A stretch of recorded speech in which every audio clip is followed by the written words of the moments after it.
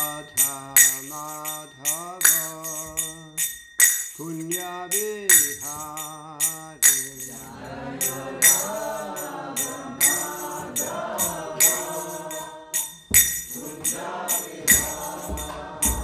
Kapitana Vallabha Girivaradari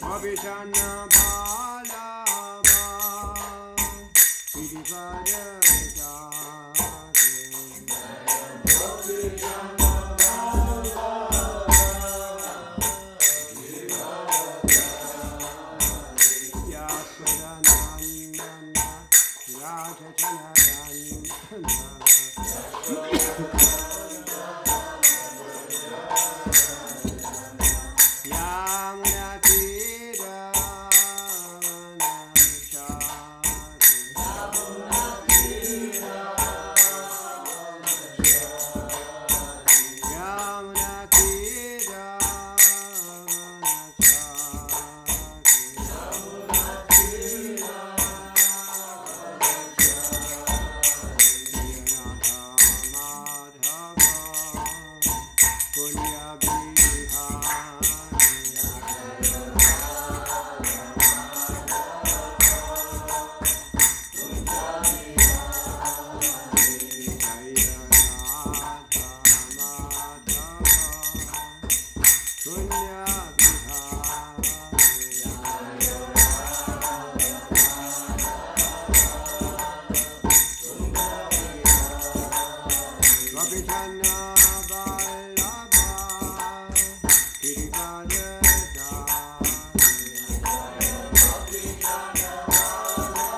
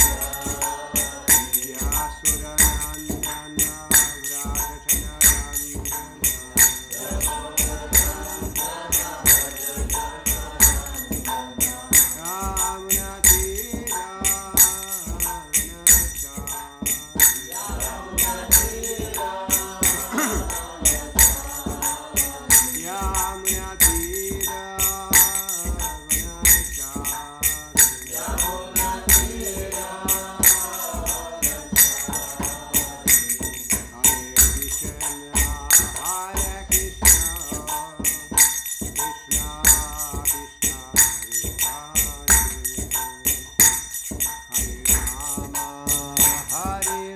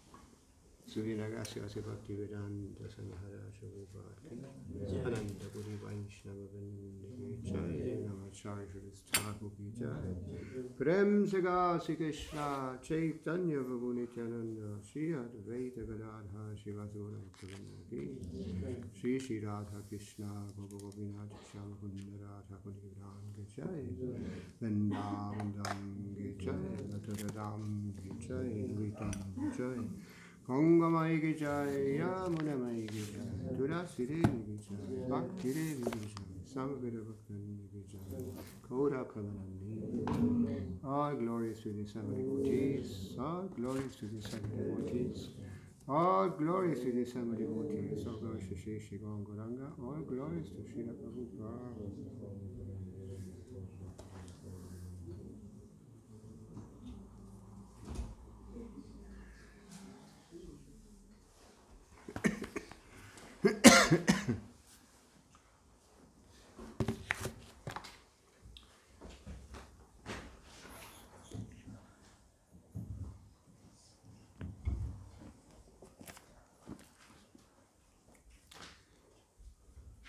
Om Namo Bhagavate Vasudevaya.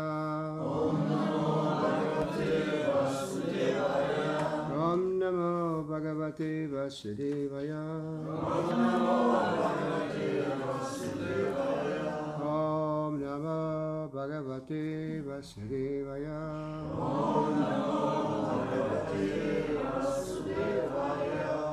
And as always, every morning, we always read from the Transcendental Diary, Travels with His Divine Grace, A.C. Bhakti Vedanta Swami Prabhupada, November 1975 to April 1976 by Hari Sauri Das.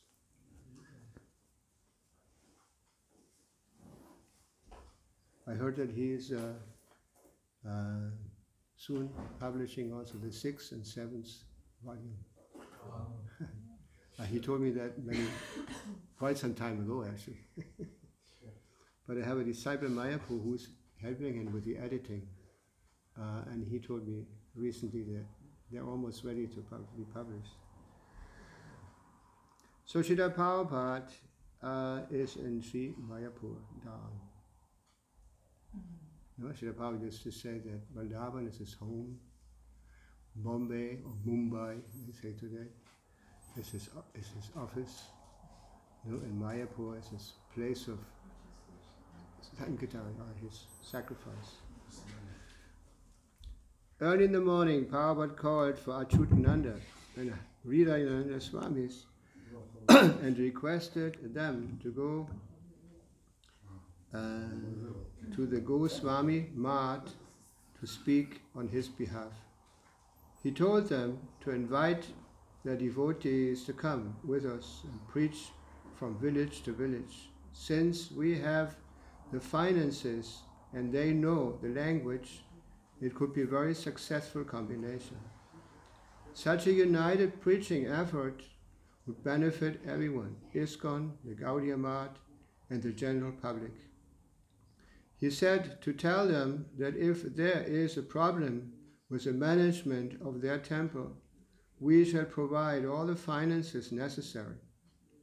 They have only to come and preach with us. He observed that none of them are preaching, rather they are simply begging for money to support their temples. They have no preaching potency, and their forces are dwindling. So why should they not join us? On his walk, he discussed the idea further, stressing that money is not a problem. They simply have to come and preach with us. Lilananda Maharaj mentioned that before Prabhupada went to the West, Indians were not interested in this message. But now that he has money, they are willing to listen. Prabhupada agreed, money is a strength all over the world. America is prestigious. Why? They have got money. So I have got American disciples. Why should I not why should I not have money? If a guru of the Americans remains poor, it is a contradictory.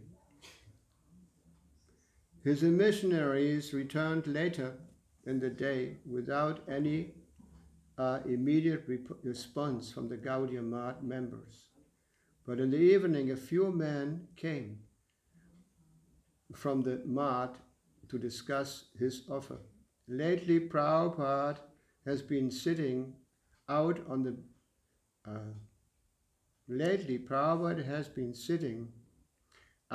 large lawn on the side of the temple in the early morning, and he received them there.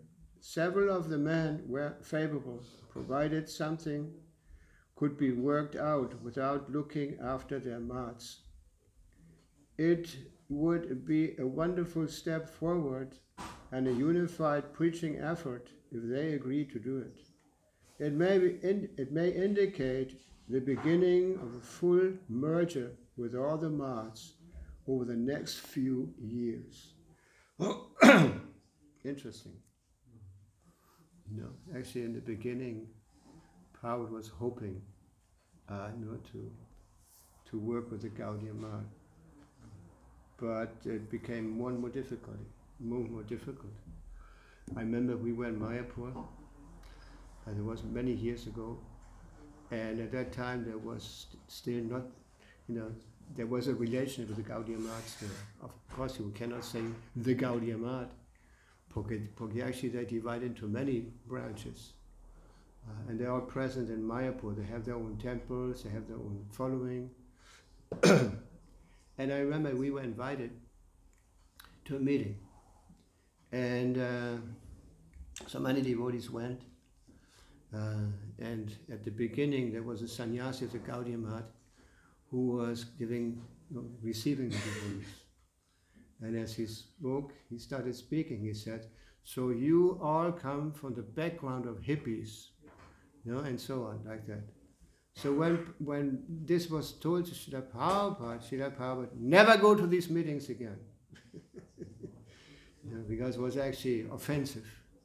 And that's how they would see us, from the Western, young people from the Western countries. Actually, in the beginning, Prabhupada was known as the guru of the hippies. It was a hippie religion. It all started in San Francisco. At San Francisco in America, this was practically the mecca of the hippie movement. And Prabhupada started his movement right at the beginning of Haight-Ashbury.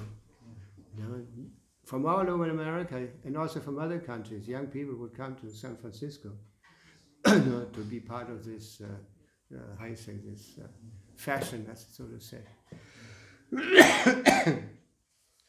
And also another thing is that when Prabhupada came in 1974, he came to Germany. And we had arranged a meeting with a professor, Indology professor from the university.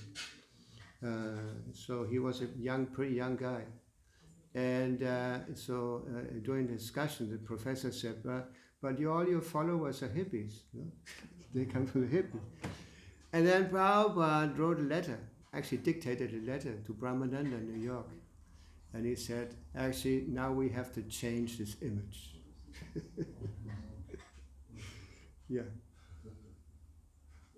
So how did we get here? Cooperation with the Gaudiya Math. Srila Prabhupada K. Any questions regarding this? No? It's all clear? Are we supposed to end up? Sorry? Are we, as ISKCON, are we supposed to have a relationship with these Gaudiya Math organizations? Srila Prabhupada gave us a very clear formula. He says, respect them, but do not associate with them. That's actually pretty clear.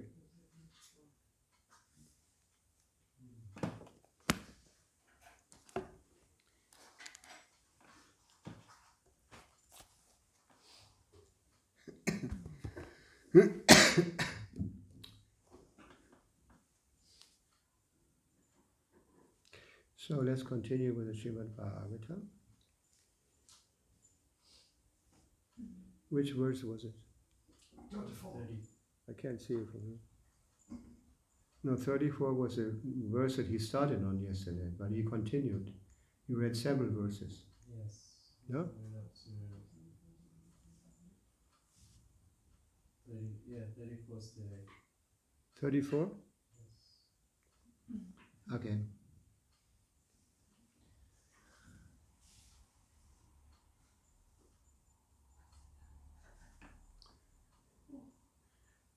Shri Rishiruvacha Avyartita Suraganai Purahitye Mahatavaha Savishvarupastan Aha Prasanna Shlak Krishnaya Gira Prasana Shlaksya no Prasana Shlaksya Gira Shri Rishivacha Avyartita Sudaganai Pauratye Mahatabaha Savishvarupastanaha Prasana Shlaksya Gira.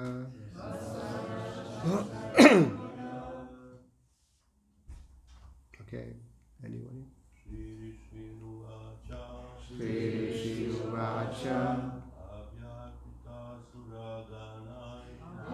Avyartita Suraganai Aurahitye Mahatapaha Savishvarupastanaha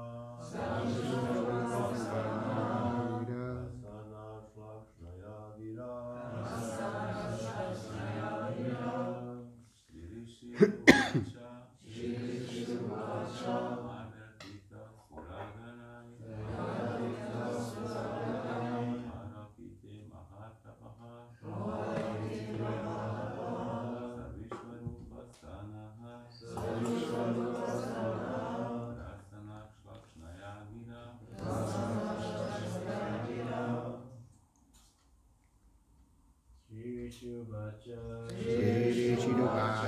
Avyartita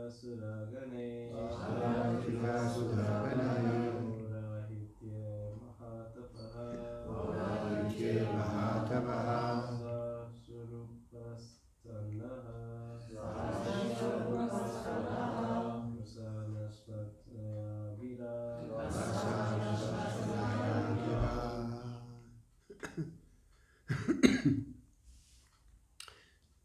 Didam, the ladies.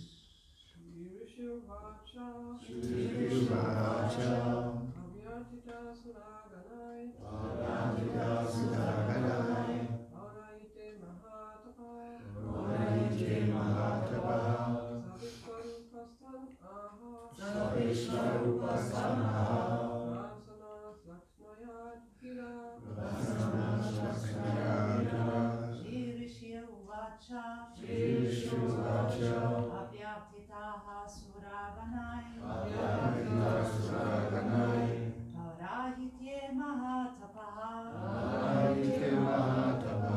Savishvarupastanaha Prasnaha Shlaksya Yagira Shri Rishiruvacha Avyartita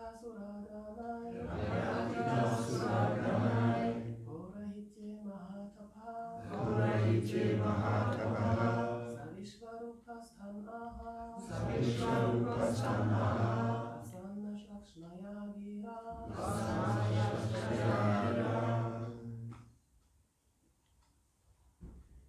Shri Rishiruvacha. Sukadeva Goswami continued to speak. Avyartita, being requested, Suraganai, by the demigods, Paurahitya, in accepting the priesthood. Mahatapa, highly advanced in austerity and penances. Sa, he, Vishvarupa, Vishvarupa, Dan, to the demigods. Aha, spoke. Prasana, being satisfied. Shlaksnaya, sweet. Gira, with words. Translation of the verse. Shukadeva Swami continued, when all the demigods requested the great Vishvarupa to be their priest, Vishvarupa, who was advanced in austerities, was very pleased. He replied to them as follows. And there's no purport, so we continue. Sri Vishvarupa Uvacha. Is that start? Yeah? Sri Vishvarupa Uvacha. Vigaritam Dharma Shilai. Brahma Vacha Upavyayam. Katham nu matvidho natha. Lokeshaira aviyachitam. Patyakya syati tachishya. Saeva swartha uchyate. So ich lese einfach die Übersetzung. Sri Vishvarupa said, O demigods, although the acceptance of priesthood is decried as causing a loss of Sri Vishvarupa said, O demigods, although the acceptance of priesthood is decried as causing the loss of previous required Brahminical power, how can someone like me refuse to accept your personal request? You are all exalted commanders of the entire universe. I am your disciple and must take many lessons from you. Therefore, I cannot refuse you. I must agree for my own benefit. Purport. The professions of a qualified brahmanas are Pardana, Padana, Yajana, Yajana, Dana, and Pratigraha.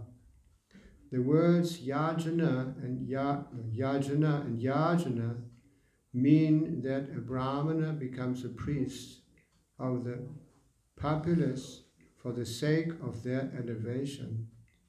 One who accepts the post of spiritual master neutralizes the sinful reactions of the Yajamana, the one on whose behalf he performs yajna. Thus, the results of the pious acts previously performed by the priest or spiritual master are diminished. Therefore, priesthood is not accepted by learned brahmanas. Nevertheless, the greatly learned brahmana Vishvarupa became the priest of the demigods because of his profound respect for them. So there's a short purport, and we hear about the Vishvarupa accepting service for the kings, not kings, actually the brahmanas. No, kings. Anyway, they had committed a big offense. Their spiritual master had appeared at a meeting, and it's actually a lot of details there. How what was the name of the Indra, right?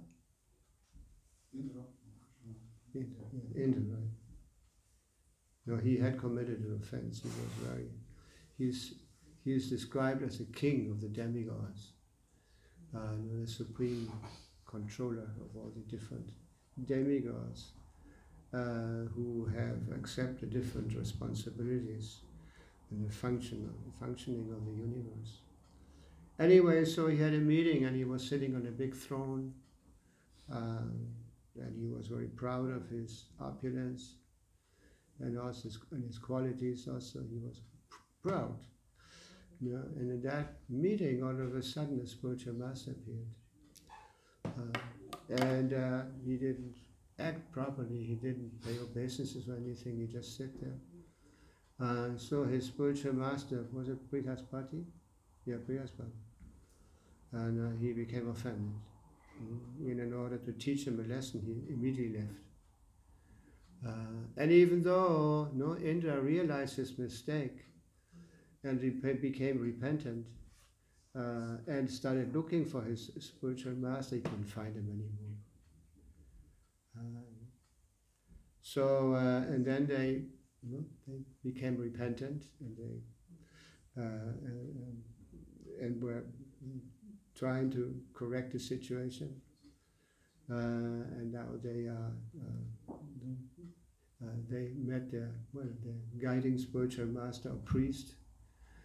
And it's mentioned here that this is actually, to be a spiritual master, also Brahman, is a very delicate position. Because, like it's mentioned here, that serving them, you become affected also by their reactions.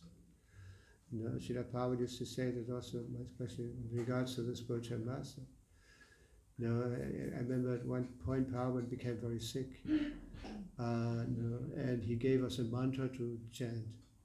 I don't remember the exact wording, but it says like, "Oh Lord, please, if you so desire, please cure our spiritual master, help our spiritual master." It was interesting. He didn't just give it a mantra, "Please help our spiritual master," but if you so desire. Anyway, so Srila Prabhupada used to, in that condition also, there were several instances that Prabhupada became sick. And in one of these instances, Prabhupada said, "I'm having problems because my disciples are not strictly following the principles." I remember another instance. There were big problems in one temple, I don't remember, somewhere in the world. And they wrote to Srila Prabhupada, and about the problems, and Prabhupada mentioned the same thing. From your letter, from your problems, you can understand the devotees are not following strictly the four regulated principles. Anyway, and then also Prabhupada mentioned that I have accepted, at one point he also said, I have accepted too many unqualified disciples. Anyway, so it's a risk.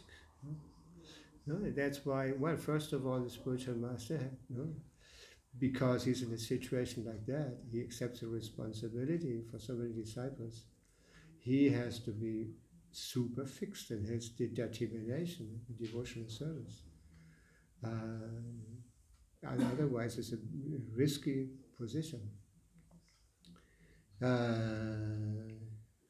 I'd like to continue here. Is that okay? Who's authority here? Too?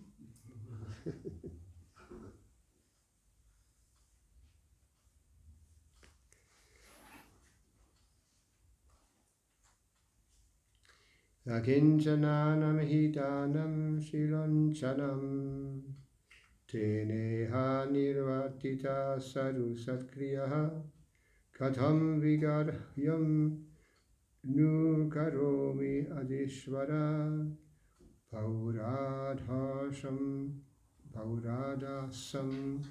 rishyati yena durmati. O exalted governors of various planets, the true Brahmana who has no material possessions maintains himself by the profession of accepting Shilonchana. In other words, he picks up grains left in the field and on the ground in the wholesale marketplace. By this means, householder brahmanas who actually abide by the principle of austerity and penance maintain themselves and their families and perform all necessary pious activities. A brahmana who desires to achieve happiness by gaining wealth through professional priesthood must certainly have a very low mind. How shall I accept such priesthood? Purport. A first-class brahmana does not accept any rewards from his disciples or yajamanas. Practicing austerities and penances, he instead goes to the agriculture field and collects food grains left by the agriculturists to be collected by the brahmanas. Similarly, such brahmanas go to marketplaces where grains are purchased and sold wholesale, and there they collect grains left by the merchants. In this way, such exalted brahmanas maintain their bodies and families. Such priests never demand anything from their disciples to live in opulence, imitating Kshatriyas or Vaishyas. In other words, a pure brahmana voluntarily accepts a life of poverty, and lives in complete dependence on the mercy of the Lord. Not many years ago, a brahmana in Krishnanagar near Navadvip was offered some help from the local Zamandi, Raja Krishna Chandra. The brahmana refused to accept the help. He said that since he was very happy in his household life, taking rice given by his disciples and cooking vegetables of tamarind leaves, there was no question of taking help from the zamindar. The conclusion is that although a brahmana may receive much opulence from his disciples, he should not utilize the rewards of his priesthood for his personal benefit. He must use them for the service of the Supreme Personality of God. Howard mentioned in the other purport, he mentioned that brahmanas have different ways of maintaining themselves. And one of them, I remember, was accept charity and give charity. Just like also to study the Shastras, and teach others. And what was the other one? Third one? Anyone? Worship the Lord. Sorry? Worship the Lord and teach others. Yeah, actually it says doing sacrifices and make others take part in it also. Yeah. And in this way, they are supposed to be maintained. And another point that Prabhupada mentions here, that the brahmanas are supposed to be poor. Poor. This is actually a good quality of a brahmana. That he limits everything to the bare necessities. That's why one was supposed, that sannyasi was supposed to also be poor. But Srila Prabhupada taught us that actually superior to that is that we engage everybody in the service of Krishna.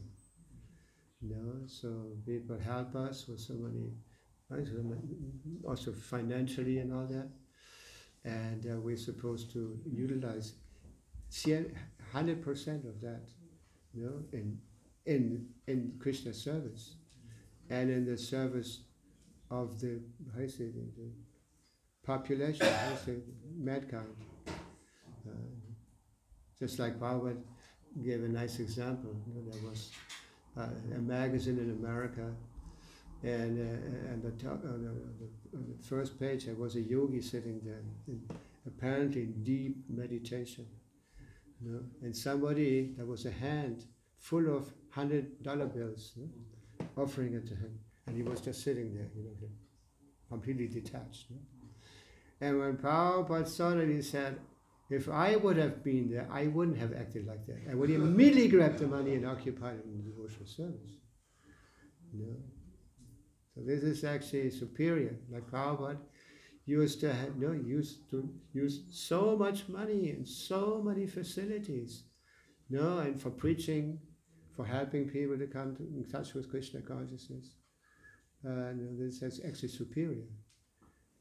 Anyway, like our temples also, like this temple is actually very nice.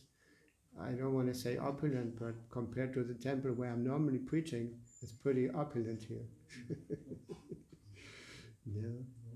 And there will some devotees will come from over there, and they will be very surprised when they come. They'll probably come in July, but the opulence here. Also, Germany is a pretty opulent place.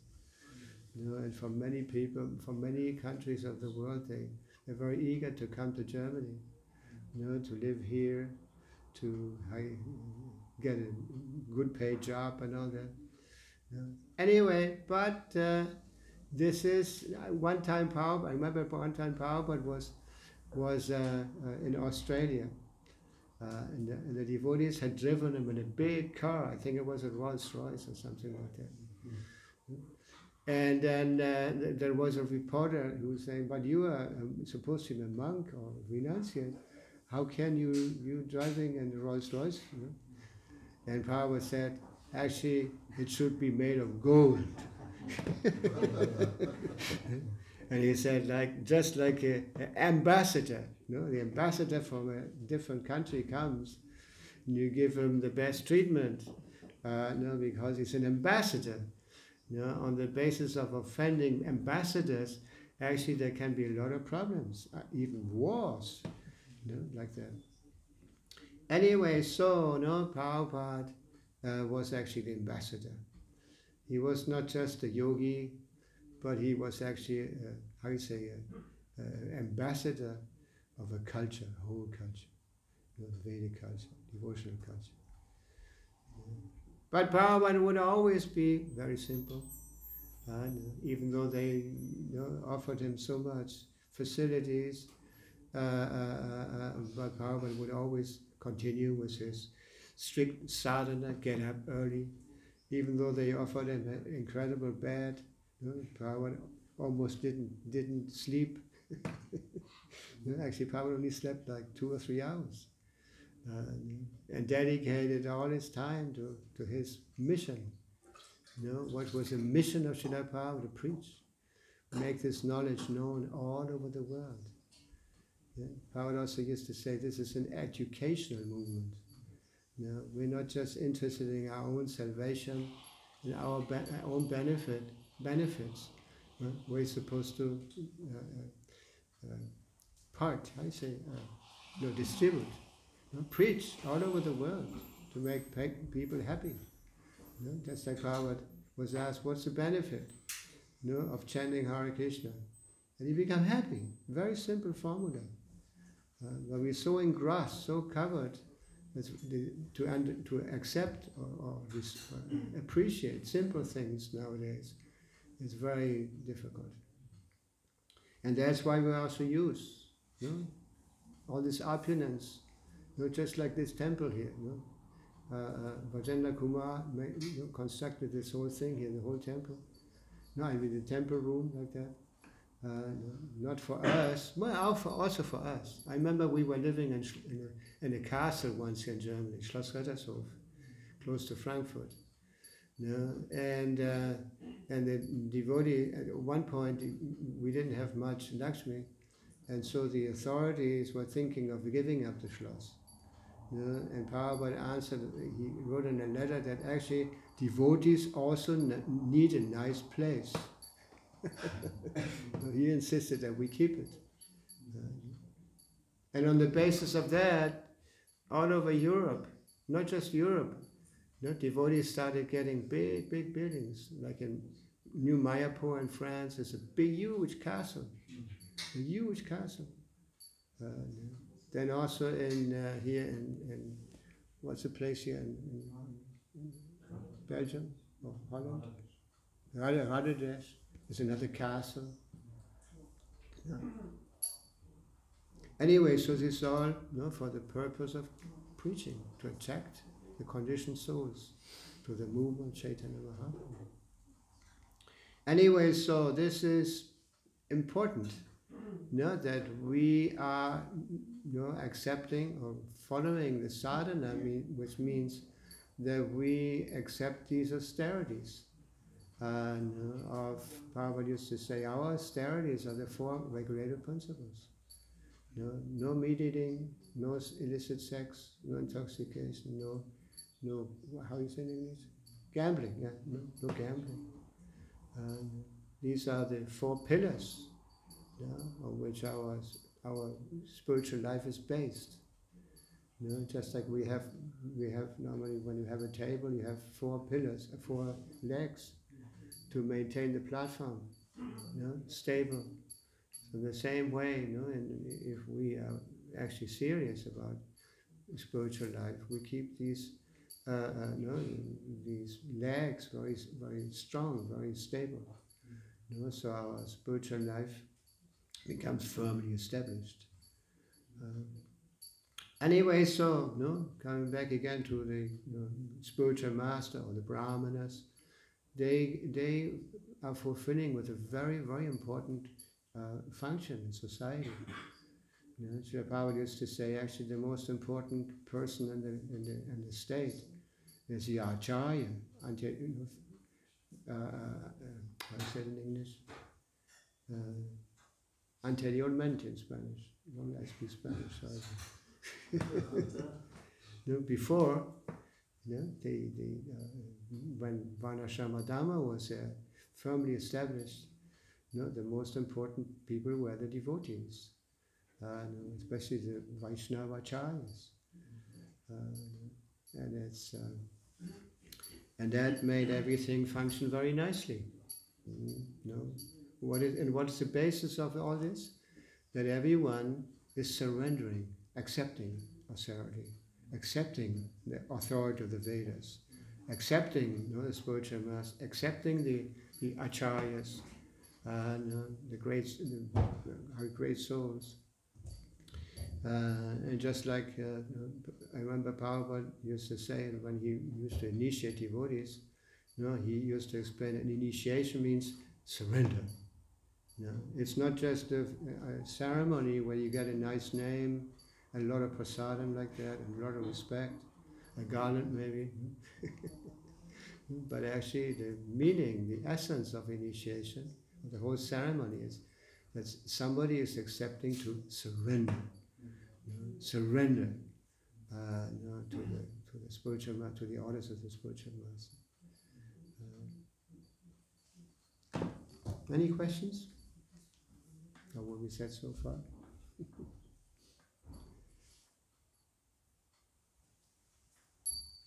If not, is it okay if I continue?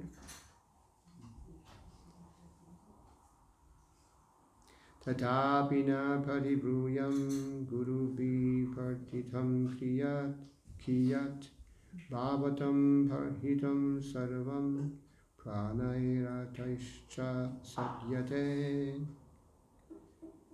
All of you are my superiors. Therefore, although accepting priesthood is something sometimes reproachable, I cannot refuse even a small request from you.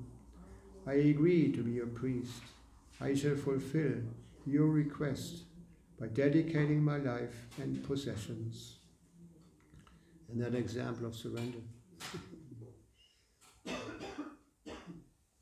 What's the greatness of great souls, the Mahatmas? Is that they give us this example of full surrender. Just like Prabhupada. Actually his whole mission was based, and all his success or whatever Prabhupada did was based on instruction given by his spiritual master. And actually, that's how it should be. That we get instructions from the spiritual master, and we should mold our whole life around this instruction. And so Prabhupada mentioned that many times. That it was actually I remember there was a Vyasa Puja ceremony with Srila Prabhupada. And as the Vyasa Puja ceremony consists of everyone expresses his, I say, dankbarkeit. What is that? Huh? Gratefulness. Yes, it's great. The gratefulness and the spiritual, and glorifying the spiritual master. And then in the end, after everyone had glorified Srila Prabhupada, Prabhupada said, actually, I'm not actually the important person is my spiritual master. He is the cause of all this. Anyway, and Prabhupada got this very important instruction 2 times. The first time Prabhupada met a spiritual master, first Prabhupada was a kind of, started arguing with his future guru. Because he got the instruction, well, you're young and educated. Actually, we're two young persons who came to Srila Prabhupada. And Prabhupada said, you're young, educated persons. You should go to the West, take the teachings of Chaitanya Mahaprabhu to the West. And then again, he after a long time, it was in 1936, Srila Prabhupada wrote a letter to his spiritual master, and he expressed he told him, I'm not living in the ashram, I'm not a brahmachari, not a sannyasi, I'm a grihastha, I'm very, entangled with so many things. Please instruct me what to do. And actually that is the important thing, our relation with the spiritual master. The spiritual master gives us instructions. Not that he solves problems of our, whatever problems we have with our health, or family life, or whatever, or political problems.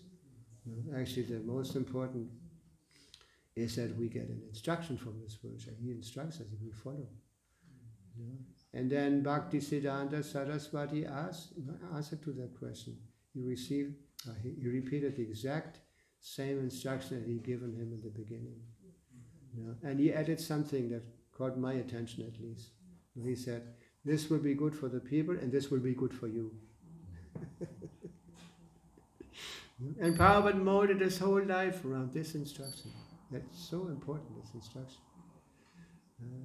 Go and preach. Don't be satisfied with being saved yourself, but actually you should distribute this knowledge. Make others also also fortunate. Don't just think of your own benefits. And so this is an interesting point. That Prabhupada's mission was all based on the instructions that he received from his spiritual master. And even though it was difficult, Prabhupada was a grihastha, he was running a business, he had children, he had also, he was also highly respected among his, other people there. But, and then, after a while, even Bhakti Siddhanta Saraswati started appearing in his dreams, telling him to go ahead, take sannyas and go preach. And there's a nice book. I don't remember now the title. Mula Prakriti, the disciple of Srila Prabhupada. She collected a lot of. She made a lot of interviews. And she asked a lot of contemporary people who knew Prabhupada even before he became a sannyasi or preacher, the Gaudiya. And the very interesting information that they're giving. For example, that Srila Prabhupada had a pharmacy, and they said that yes, but his real business was not to sell things, but that he was sitting in his shop and always reading thick books. And whenever somebody walked into his shop, he not just sold things, but he started also preaching to them, speaking to them. Yes, so this is what I want to say. Any questions, any commentaries? What called you? Yeah. I was just wondering about that, because Prabhupada would quote so much Sastra in his books. Sorry, what did you say? Prabhupada would quote so much scripture in the books Yes. and in his lectures. Yes. And knowing him to be a householder, I was just wondering, when did he have the time to read? Well, I heard that when he resigned from household life, he was living in Vrindavan for quite some time, and he was deeply absorbed in studying, and also started reading, writing the Srimad Bhagavatam. Yeah. That's the only thing I can say. Maybe somebody has another information regarding that.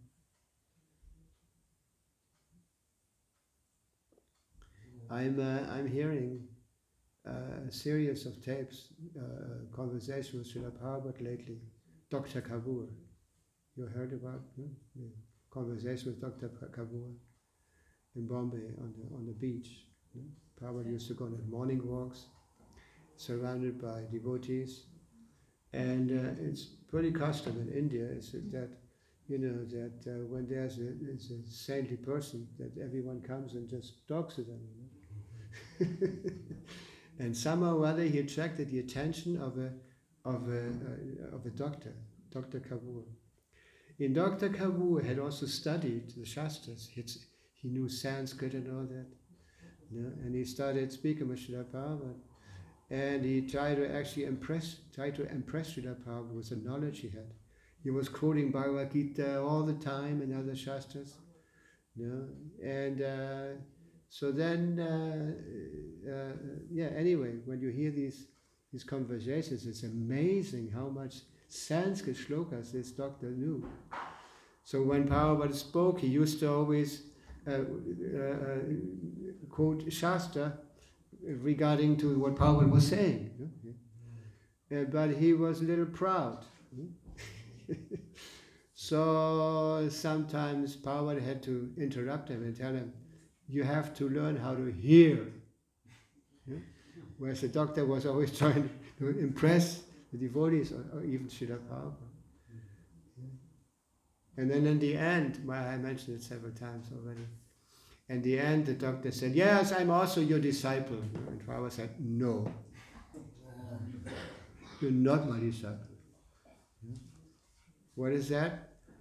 And Prabhupada said, you are in the position of neutrality. You're just observing, but not surrendering, not doing anything proper. And then Prabhupada gave examples, just like my disciples.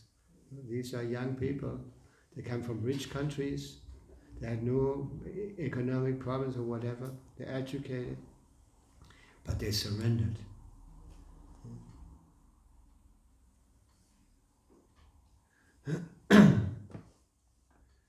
Is that okay? Any more questions or comments? Yes? When you were saying this prayer which Prabhupada gave to devotees, if dear Krishna, if you wish so, please give this health to our spiritual master, if you wish so. I don't know. You mentioned that Srila Prabhupada gave this. Oh, he gave us a prayer. Yeah. And it begins with, if Krishna wish so. Yeah, if you so desire. If you so desire, yeah. Mm-hmm. And it crossed my mind how there is this prayer for Christians, give us our daily bread, and maybe if they can just add, if you wish so, give us our daily bread, it would be more devotional, and less demanding, you know. Yeah. Interesting point, no? Yeah. And if you don't, well, we don't want to have anything to do with you. No, just like Pawan had a god brother, you know, from Germany actually, Sadananda. He became Sadananda Swami. He even gave Bhakti Siddhanta Saraswati, gave him sannyas also. And he told Srila Prabhupada several things from Germany, from different things. And at one point he also said, yes, when the war started, the ladies in Germany would go to the church and pray to God, please protect our husband. And when they got the notice of their husband being killed in the war, they didn't want to go to the church anymore. They lost faith. Yeah. But how do we know? That's why Pawan added this interesting thing that if you so desire. Yeah. Also, there actually is also an expression of humbleness. Yeah. We can't demand God to do things. And if we suffer, actually everything has its place. Actually, there's no, from the absolute point of view, there's no injustice actually. It's all action and reaction. Yeah. That sometimes people ask, how can there be a just God if there's so much injustice in the world? But God has nothing to do with it. He gave us all facilities, He gives us everything. But if you, how you say in English? I don't know these terms in Spanish.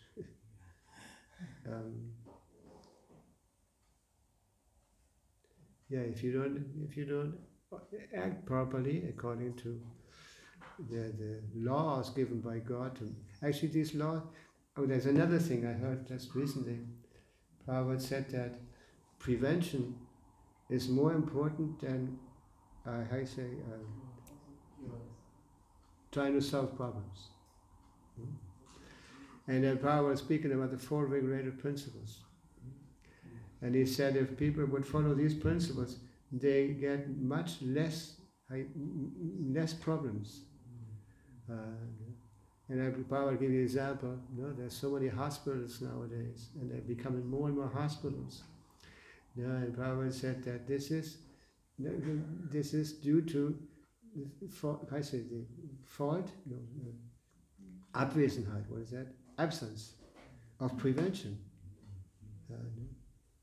If you don't smoke, you don't take alcohol, you do all these things, so many less problems come. But nowadays people are thinking how everything is circled around sense gratification. And then they think that the reactions of the sense gratification will be treated, how you say, in hospital or psychologists or whatever.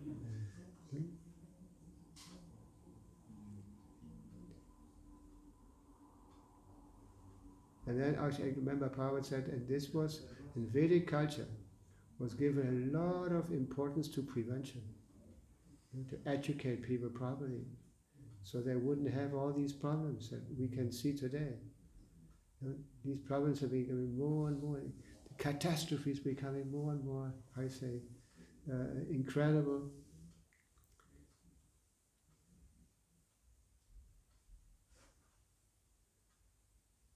I don't know how I got there now. Any more comments, questions? Mutter Dara, willst du was zu sagen? Nicht wirklich. Wenn ich übersetze, dann kann ich nicht so viel. Ach, du bist übersetzt? Ach, deshalb sitzt du da so. Ja, ja. Okay.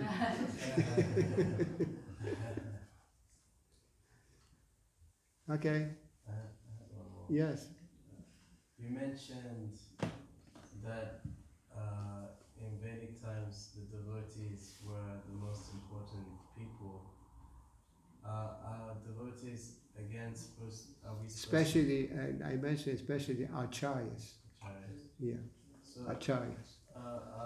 the Just like, they would guide society. And everyone would take them very seriously. They were taken advice, how is it, from them. And Prabhupada many times mentioned that in the Vedic culture, these saintly persons would live close by somewhere. And mostly, I say, outside of the I say, public places like that. And people would, and the leaders would go there. As an example,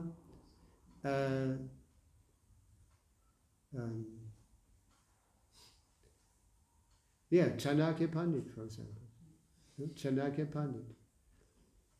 Prabhupada once mentioned that he was not a Vaishnava, but he was a very, how you say, sharp, how you say, reasonable, that kind of.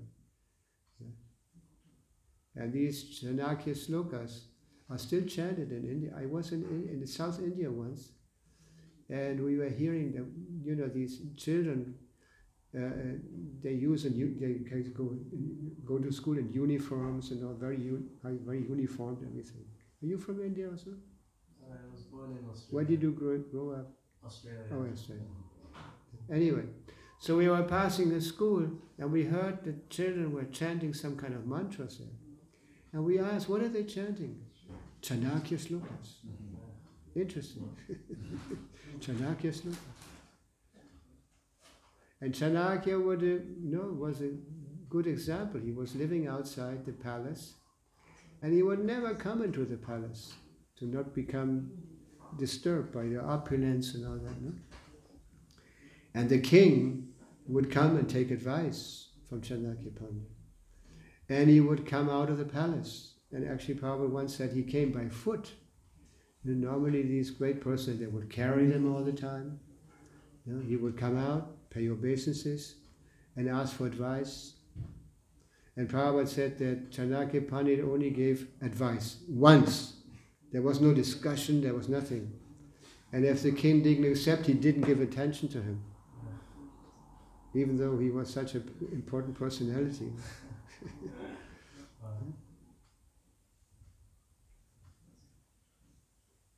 And Srila Prabhupada also tried to give advice to Indira Gandhi, for example.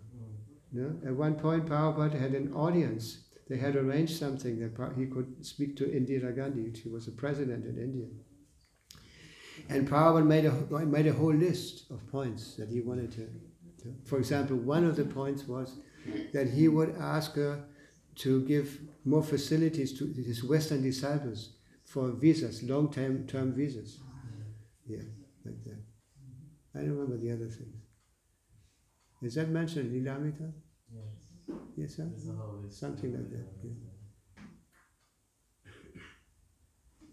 So how do we make, I guess today's Acharya is Prabhupada, how to make him prominent, how to make his teachings, I guess, the most important thing in nowadays.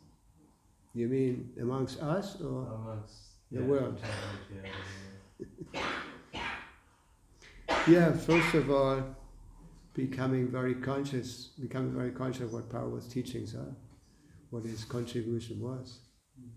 Yeah. And I mentioned that many times, and when you read Prabhupada's books or you read his diaries and all that, that naturally everyone should come to the conclusion that this should be known by the whole world. These books should be known by the whole world. What am I doing? That's why we heard when we were talking about Gopal Krishna Maharaj, this letter that the GBC published for all the temples, that one of the things that Prabhupada told Gopal Krishna Maharaj, to print books. And he became a BBT trustee also. Yeah. And one thing I forgot to say when we were speaking about Gopal Krishna Maharaj, the context that I had with him, I was very impressed by his simplicity. Very simple. Also when he gave classes, very simple. Did you hear classes of Gopal Krishna Maharaj? Yeah. Very simple and very essential. Always coming to book distribution, book publication, everything. Yeah. Anyway, I added it now. I heard him speak in Kenya, Nairobi. Yeah. And there was many. You went to Kenya? Yes, he was. Yeah, he was a GBC then. GBC for East Africa. Yeah. And he had a big zone. yeah. He was also GBC in Russia, in many places, in India, and also Middle East, I think also, some of these countries. So he was speaking, and very softly, very simple. Yeah. And there was many Africans there. But in Kenya, usually the programs are dominated by the Indians. Indians, yeah. But even though the Africans, they were very impressed by him. They were very touched by just, his saintliness. You know, they'll come to speak to me and thought, oh, this man, so old, but he speaks so nicely. And you can feel he's very determined. He dedicated his life to God. They feel this from him.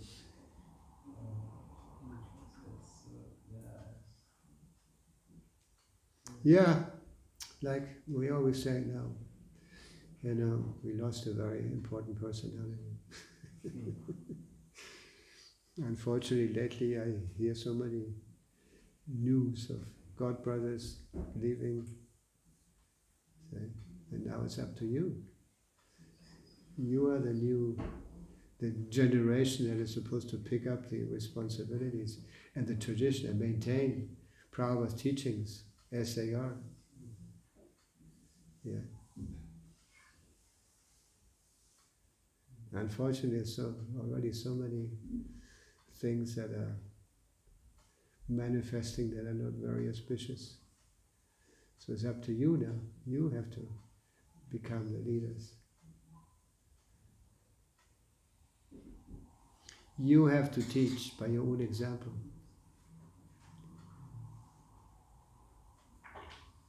No, when new people coming, they need this example, these examples. What do you think? It's important. Huh? It's important.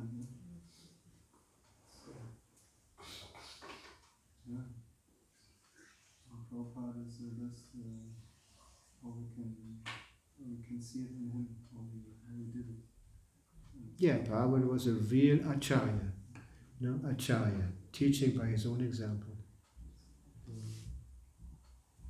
I remember there was one example, there was one thing, that in the very end, I think it was already 77, or if not, at the end of 76,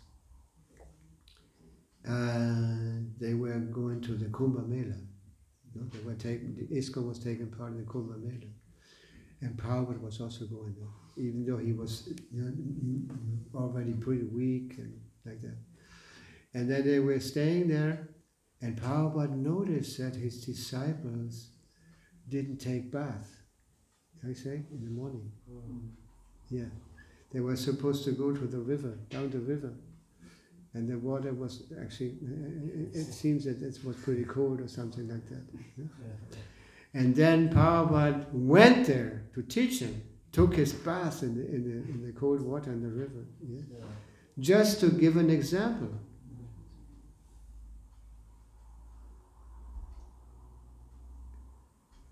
Hare Krishna. Yeah, so, any more comments, questions?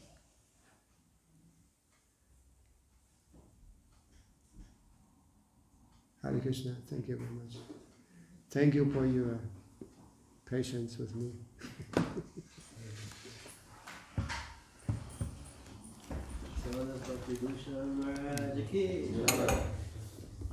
Srila Prabhupada ki